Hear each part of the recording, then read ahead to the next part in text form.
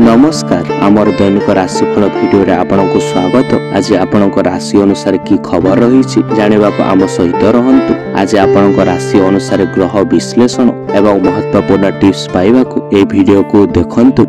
आज 25 जून 2025 बुधवार, नक्षत्र श्रवण, तिथि कृष्ण पक्ष प्रथमा, सूर्योदय होचंते प्रभात 5:18 और सूर्यास्त संध्या 6:60।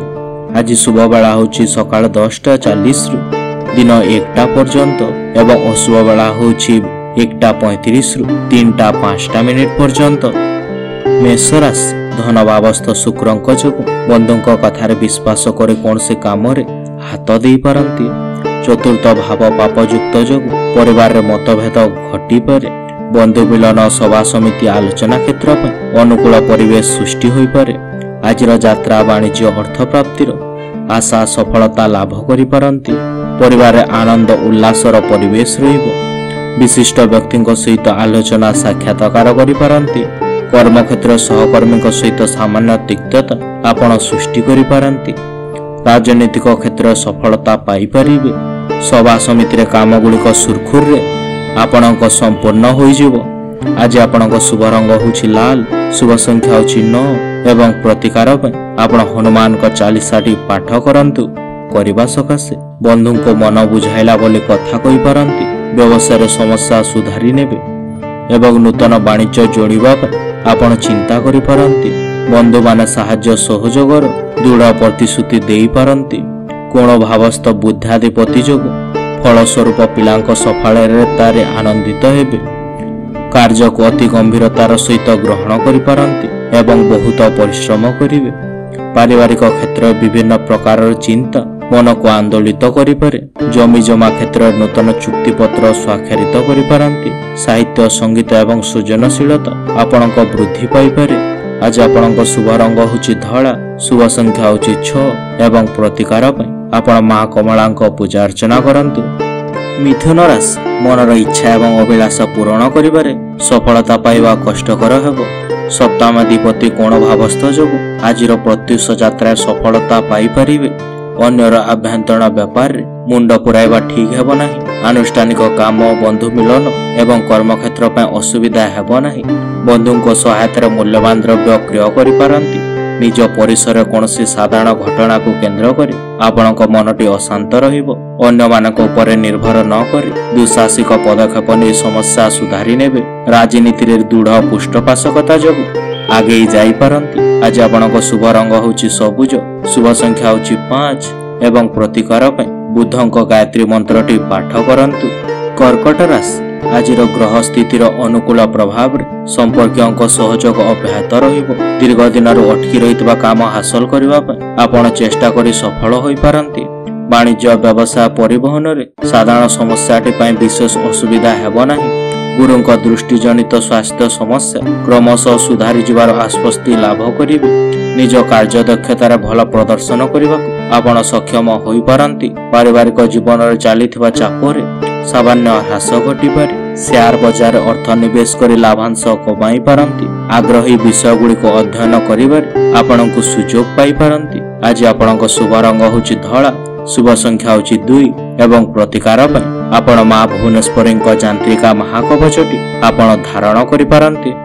सिंह राशि, आज भाग्याधिपति उच्चस्थ जोगु आपणक यात्रा, बंधु संपर्क एवं कर्म क्षेत्र दृढ़ीभूत हेबो। सहकर्मी सहित सद्भाव वृद्धि काम को आपणक आसीपारे। मंगलंक दुर्बलता कारण स्वास्थ्य खराब होतबार तार स्थायी समाधान सकाशे आपण चिंता करि पारंती। पिलांक पारस्परिक सुसंपर्कर अभाव जनित अंतर्द्वंद अशांतिर कारण हेबो। परिवार सहित दूर स्थान को यात्रा करने सहित घोरोपकरण जिनिष मध्य आनी पारंती।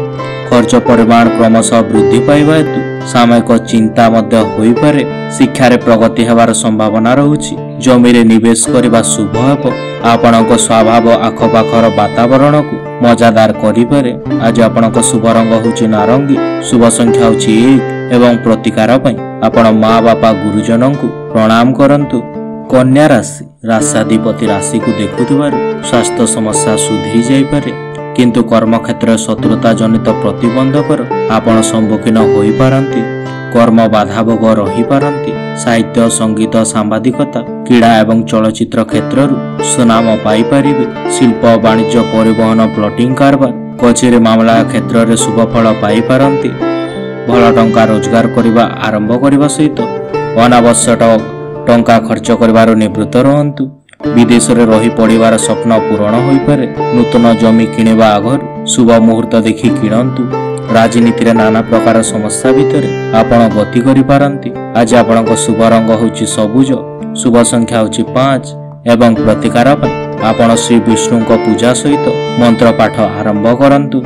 ତୁଲା ରାଶି ଅଷ୍ଟମସ୍ତ ଅର୍ଥଗମ ଗ୍ରାମକୁ ପ୍ରଶଂସା କରିପାରନ୍ତି। ବିଭିନ୍ନ ସମସ୍ୟାର ସମ୍ମୁଖୀନ ହୋଇପାରନ୍ତି।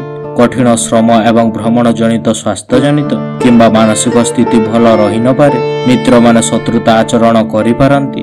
ଗୃହ ମରାମତି, ଜମି ଜମା ବିକ୍ରୟ, ମାଲି ମକଦ୍ଦମାରେ ସମ୍ପର୍କରେ ଆଲୋଚନାରେ ସାଧାରଣ ଅଗ୍ରଗତି ହୋଇପାରନ୍ତି। ବିଶେଷତଃ ସ୍ୱାସ୍ଥ୍ୟ ପାଇଁ ଖର୍ଚ୍ଚ କରିବାକୁ ପଡ଼ିପାରେ। ବହୁଦିନର ସ୍ୱପ୍ନ ସାକାର ହେବ। ଭୂସମ୍ପତ୍ତି କିଣିବା ପୂର୍ବରୁ ଶୁଭ ମୁହୂର୍ତ୍ତକୁ ଆପଣ ଦେଖନ୍ତୁ। ଜମି ଜମା କିଣିବାର ସୁଯୋଗ ରହୁଛି। ଚାକିରିରେ ଗୋଟିଏ ପଟେ ବଡ଼ ପଦବୀ ପାଇପାରନ୍ତି। ମହିଳାମାନେ ଧର୍ମ ପରାୟଣ ହେବେ। ଆଜି ଆପଣଙ୍କ ଶୁଭ ରଙ୍ଗ ହେଉଛି ଧଳା, ଶୁଭ ସଂଖ୍ୟା ହେଉଛି 6 ଏବଂ ପ୍ରତିକାର ପାଇଁ ଆପଣ ମହାଦେବଙ୍କ ଦର୍ଶନ ସହିତ ମନ୍ତ୍ର ଜପ କରନ୍ତୁ। ପିଛା ରାଶି ରାଶାଧିପତି ଯୋଗ କାରକ ରହୁଥିବାରୁ ଦୈହିକ ସୁସ୍ଥତା ସାଙ୍ଗକୁ କର୍ମକ୍ଷେତ୍ରରେ ପ୍ରତିଷ୍ଠା ପାଇପାରନ୍ତି। ଶନିଙ୍କ ପ୍ରଭାବରେ ଆପଣଙ୍କ ଭୁଲ ନିଷ୍ପତ୍ତି ବହୁଜନର ଅଶାନ୍ତିର କାରଣ ହେବ। ଶୁକ୍ରଜନିତ ସାହିତ୍ୟ, ସଙ୍ଗୀତ, ରଚନାତ୍ମକ କାମର ଉଚ୍ଚ ପ୍ରଶଂସା ପାଇପାରନ୍ତି। ପରୋକ୍ଷ ଶତ୍ରୁତା କିମ୍ବା କ୍ରନିକ ରୋଗଜନିତ ଆପଣ ପୀଡ଼ା ଅନୁଭବ କରିପାରନ୍ତି। ବ୍ୟବସାୟରେ କିଛି ନୂତନ ପରିବର୍ତ୍ତନ ଆଣିପାରନ୍ତି। ପିତାମାତାଙ୍କ ସାହାଯ୍ୟ ସହଯୋଗ ଆପଣମାନେ ପାଇପାରିବେ। ପ୍ରେମ ସମ୍ପର୍କ ତୀବ୍ର ହୋଇପାରେ। ଗୃହ ନିର୍ମାଣ ବ୍ୟବସାୟ କ୍ଷେତ୍ରରେ ଆପଣମାନେ ସଫଳତା ଲାଭ କରିପାରନ୍ତି। ବିଦ୍ୟାର୍ଥୀ କ୍ୟାରିୟରରେ ଉନ୍ନତି ପାଇଁ ଅଧିକ ପରିଶ୍ରମ କରିବେ। ଆଜି ଆପଣଙ୍କ ଶୁଭ ରଙ୍ଗ ହେଉଛି ଲାଲ, ଶୁଭ ସଂଖ୍ୟା ହେଉଛି 9 ଏବଂ ପ୍ରତିକାର ପାଇଁ ଆପଣ ନୃସିଂହଙ୍କ ପୂଜା ସହିତ ମନ୍ତ୍ର ପାଠ ଆରମ୍ଭ କରନ୍ତୁ। ଧନୁରାଶି କର୍ମାଧିପତି ମଙ୍ଗଳ ଧନସ୍ଥାନରେ କେତୁଯୁକ୍ତ କାରଣରୁ ଅର୍ଥ ସମ୍ପର୍କିତ ବିବାଦର ସମ୍ମୁଖୀନ ହୋଇପାରନ୍ତି। ଶନି ଦୃଷ୍ଟିରେ ଚନ୍ଦ୍ର ହେତୁ ମାନସିକ ଚାପ ବୃଦ୍ଧି ପାଇବା କାରଣରୁ ଅପେକ୍ଷାକୃତ ଅସୁବିଧା ଭୋଗିବେ। ଧର୍ମାନୁଷ୍ଠାନ ଦିଗରେ ଆପଣଙ୍କ ସକ୍ରିୟ ସହଯୋଗ କଳା, କ୍ରୀଡ଼ା, ସାମ୍ବାଦିକତା, ସାହିତ୍ୟ, ସଙ୍ଗୀତରେ ପ୍ରଶଂସିତ ହୋଇପାରନ୍ତି। କର୍ମକ୍ଷେତ୍ରରେ ନିଜର ମନ ଅନୁଯାୟୀ ଆପଣ କର୍ମ କରିପାରନ୍ତି। ସମ୍ପର୍କର ମଧୁର ସ୍ୱାଦ ଅନୁଭବ କରିପାରିବେ।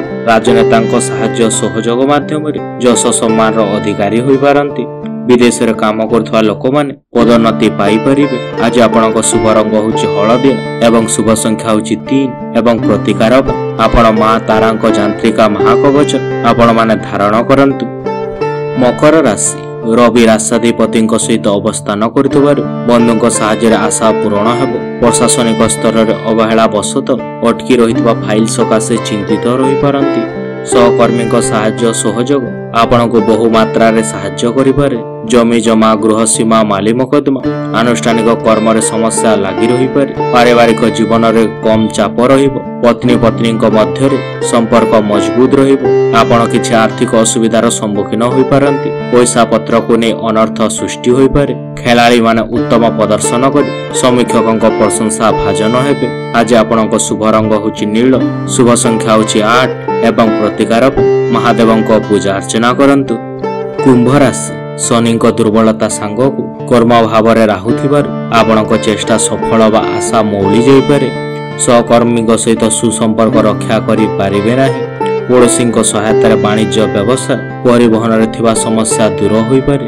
ପାରିବାରିକ ଏବଂ କର୍ମକ୍ଷେତ୍ର ପୂର୍ବ ପରି ଅକ୍ଷୁଣ୍ଣ ରହିବାର ଆଶ୍ୱସ୍ତି ଅନୁଭବ କରିପାରନ୍ତି।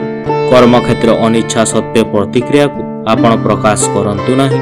ସାମାଜିକ ମାନ ସମ୍ମାନ ବାଧାପ୍ରାପ୍ତ ହୋଇପାରେ। ପରିସ୍ଥିତିରେ ପଡ଼ି ଜମି ବିକ୍ରୟ କରିପାରନ୍ତି। ମହିଳାମାନେ ସମସ୍ତଙ୍କ ପ୍ରିୟ ଭାଜନ ହେବେ। ସମ୍ମାନିତ ଲୋକଙ୍କ ସହିତ ମିଶିବାର ଅବସର ପାଇପାରନ୍ତି। ଛୋଟ ଛୋଟ କଥାର ଅଣଦେଖା ନ କରିବା ଆପଣଙ୍କ ପାଇଁ ଭଲ ରହୁଛି। ଆଜି ଆପଣଙ୍କ ଶୁଭ ରଙ୍ଗ ହେଉଛି ନୀଳ, ଶୁଭ ସଂଖ୍ୟା ହେଉଛି 8 ଏବଂ ପ୍ରତିକାର ପାଇଁ ଦେବୀ ମନ୍ଦିରରେ ଅରୁଆ ଚାଉଳ ଆପଣ ଦାନ କରନ୍ତୁ। ମୀନ ରାଶି ଆଜି ରାଶିରେ ବିଳାସକାରକ ଶୁକ୍ର ଏବଂ ଉଚ୍ଚପଦସ୍ଥ ଚନ୍ଦ୍ର ଯୋଗୁଁ ଜୀବନଯାତ୍ରାକୁ ପ୍ରତିପଦ କରାଇବ। ପାରିବାରିକ ସମ୍ପର୍କ ଭଲ ରହିବା ସହିତ ଆଶା କରୁଥିବା ଜିନିଷ ପାଇବାରେ ପ୍ରତିବନ୍ଧକ ରହିବ ନାହିଁ। ପରସ୍ପର ପଡ଼ୁନଥିବା ପୁଅ ବୋହୂଙ୍କ କଥା ମନକୁ ଆନ୍ଦୋଳିତ କରିପାରେ। ଯାତ୍ରା ବ୍ୟବସାୟ ସଂସ୍କୃତି କ୍ଷେତ୍ରରେ ଆପଣମାନେ ଖୁସି ରହିପାରନ୍ତି। ଛାତ୍ରଛାତ୍ରୀମାନେ ଅଧିକ ପରିଶ୍ରମ କଲେ ମଧ୍ୟ ସଂଯମ ଧରଣର ଫଳ ପାଇପାରିବେ। ଦୀର୍ଘ ଦିନର ଘରୋଇ ସମସ୍ୟା ଦୂର ହୋଇଯିବ। ଜରୁରୀ କାମରେ ଦୂର ସ୍ଥାନକୁ ଯାତ୍ରା କରିପାରନ୍ତି। ପୂର୍ବର ଚିନ୍ତା ସମାପ୍ତ ହୋଇଯାଇପାରେ। ରାଜନୀତି କ୍ଷେତ୍ରରେ ଥିବା ବ୍ୟକ୍ତିଙ୍କୁ ଆପଣଙ୍କ ପ୍ରଶଂସା ମିଳିବ। ଆଜି ଆପଣଙ୍କ ଶୁଭ ରଙ୍ଗ ହେଉଛି ହଳଦିଆ, ଶୁଭ ସଂଖ୍ୟା ହେଉଛି 3 ଏବଂ ପ୍ରତିକାର ପାଇଁ ତାରାଙ୍କ ଯାନ୍ତ୍ରିକା ମହାକବଚଟି ଧାରଣ କରନ୍ତୁ। ଧନ୍ୟବାଦ ଆମ ସହିତ ଥିବାକୁ। ଆଶା କରୁଛୁ ଆପଣ ଆମ ଭିଡ଼ିଓଟିକୁ ଉପଭୋଗ କରୁଛନ୍ତି। ଯଦି ଆପଣଙ୍କୁ ଏହା ଭଲ ଲାଗିଥିଲା ତେବେ ଲାଇକ୍, ସେୟାର, ସବସ୍କ୍ରାଇବ୍ କରିବାକୁ ଭୁଲନ୍ତୁ ନାହିଁ। ଆମେ ଆପଣଙ୍କ କମେଣ୍ଟ ବା ମତାମତର ଅପେକ୍ଷାରେ ରହୁଛୁ। ପରବର୍ତ୍ତୀ ଭିଡ଼ିଓ ପାଇଁ ଜଡ଼ିତ ରୁହନ୍ତୁ ଏବଂ ଆସନ୍ତା ସମୟ ପର୍ଯ୍ୟନ୍ତ ଆପଣଙ୍କ ଉପରେ ମହାପ୍ରଭୁ ଜଗନ୍ନାଥଙ୍କ ଆଲୋକ ବର୍ଷା ହେଉ।